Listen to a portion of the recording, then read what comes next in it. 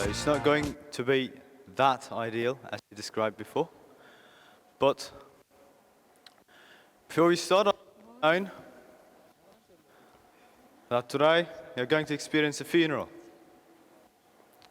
All right? Welcome to the funeral. So today, right now, you're going to experience both. You'll have two reasons for both to smile and cry. Today, we'll say bye to one of the most important parts of each of you.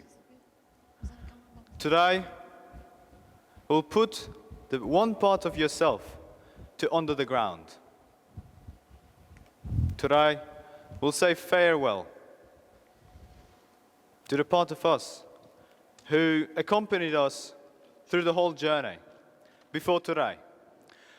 But it's not burying yourself, it's planting.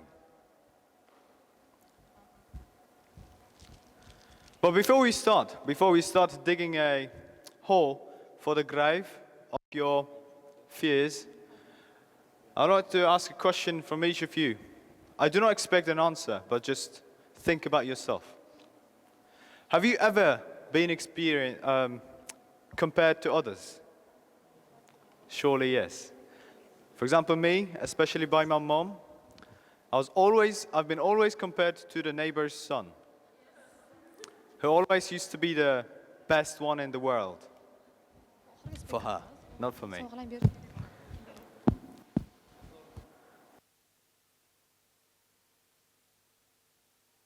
Another question is, have you ever felt scared of doing new things just because you had bad experience before?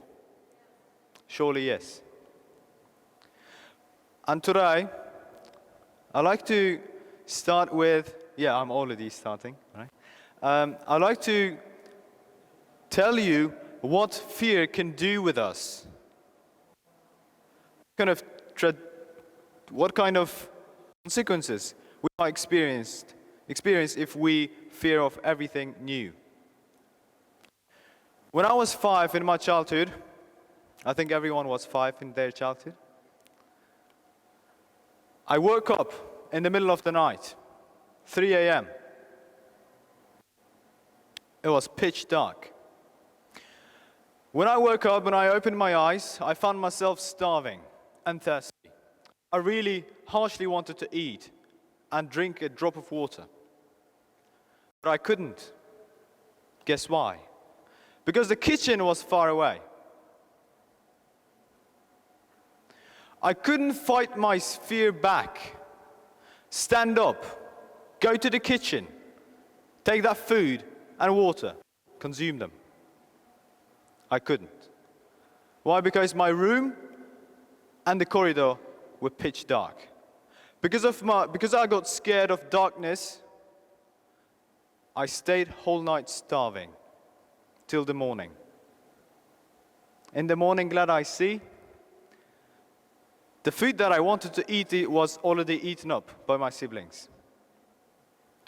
That was the rightest moment when I understood, when I made the things clear for myself, that if a fear can make us starving, then if the same fear will keep us from doing the greater things in the world in the future. So, at the beginning of my speech, I asked you the question if you have been compared or not. Today, I'll be comparing yourself and myself to these beautiful roses. All right? Imagine this is you. Well, you don't have to imagine. You look the same way, gorgeous, just like this masterpiece. But anyways, just try to imagine. Imagine this is you, so beautiful, soft, and gorgeous. I promise it used to be soft and it's dead now. It's dying, just like each of us. Imagine this is you in the beginning. You are perfect. You did nothing in your childhood. And you hit the life. You try to do the new things, despite the possible risk. And now imagine you got your first F at school. All right? Now you applied for the university and got rejected. Now, you approached a man or a woman, told your feelings and got ignored.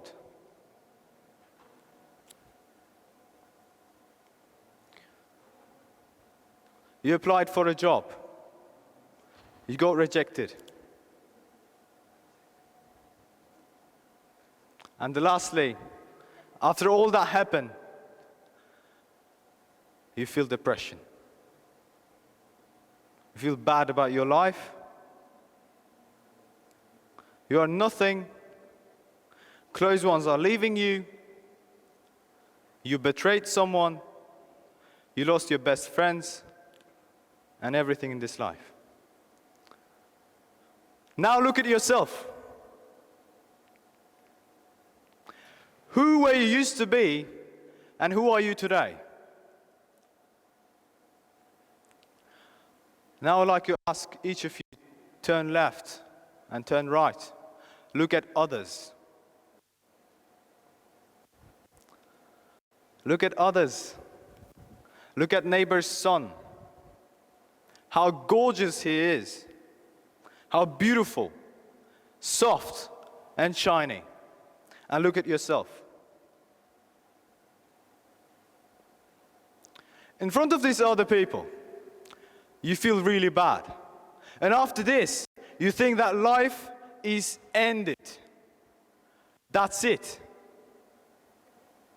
Because we used to think that the flower with the short stick is nothing for us. But please remember that each of you have special mission in this world. Even the lovely rose that you became can be used in proper way. Just like it's becoming a beautiful complementary to my suit. But I want to deliver a message that even if your life seems like broken, you still have a chance to accomplish certain mission. All right? Even this ugly rose making my suit looking more arrogant and beautiful. I guess you agree with that. And with this, you can gift it to any girl or a man. So stop comparing yourself to others. Stop being afraid of your past. Despite the fact that you have nothing, we have so much negativity in your past, you still are useful. You don't have to stop living the life. Why did I bring these roses? Because I have a bigger story connected to roses. Despite gifting them to the girls, my first acquaintance with the rose was very, very unfortunate. Again, when I was 5, I was wandering in the street. I was just walking around, I saw the rose, and I thought, why don't I gift this rose to my mom? And I went to the rose's garden, my neighbor's garden, whose son was perfect. I went to the garden and tried to pick one of the roses, but roses have peaky thorns. And the peaky thorn cut my finger, and it was bleeding. It harmed me. To be honest with you, I did cry.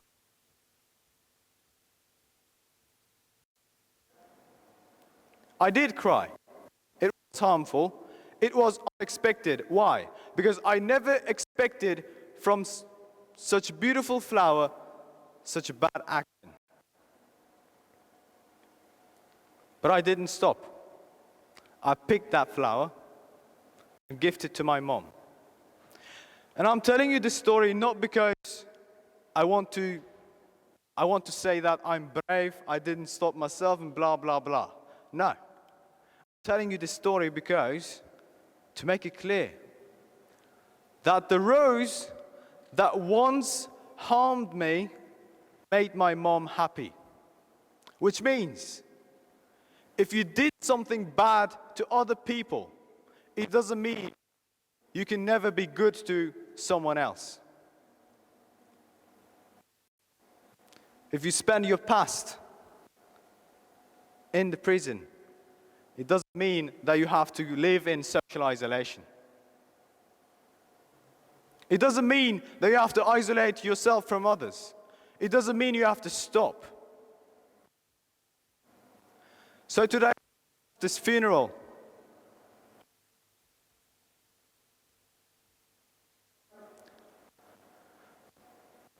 to put our fear from past, from our own past, to